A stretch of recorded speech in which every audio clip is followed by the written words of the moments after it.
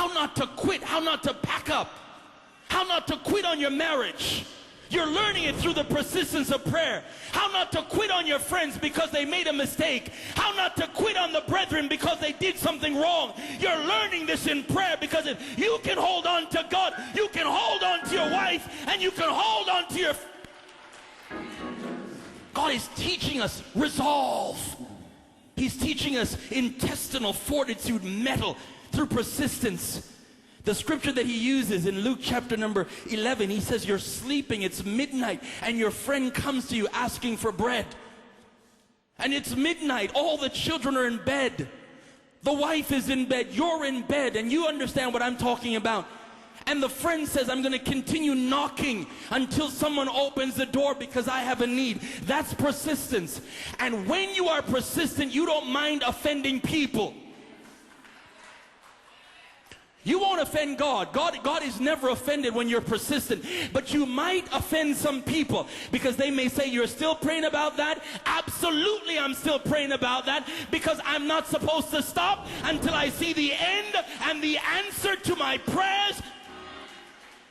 So persistence is the 6th hour of prayer. You've got to hold on. And yes, people are going to laugh at you. And they're going to challenge your faith. Yes, they will. Not outside the church, in the church. They'll tell you to move on. God's not doing that anymore. They're going to challenge your belief system. I know some people that have been believing God for years for healing. Am I talking right? And I challenge you not to quit. I challenge you not to give up. And I'm talking externally and internally. Don't even give up in your mind. You continue to believe that the Son of Righteousness shall rise with healing in his wings as I stay. Oh, I think there's a scripture that just jumped into my mind. Be steadfast. Be unmovable.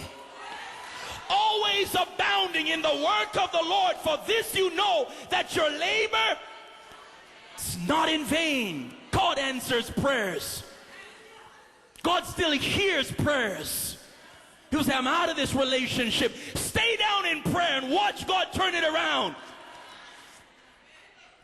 The persistence of prayer, after you've laid down, stay down and watch what happens now. When God is just about ready to answer you, watch this. Or let me say this, when time is ready to manifest the answer that God has given to you, watch what happens now. An extra weight comes on you. This is the 12th hour. It's the hour of burden. It's when the weight of all you've been believing, the psychological, the emotional pressure comes down upon you, and you feel like fainting.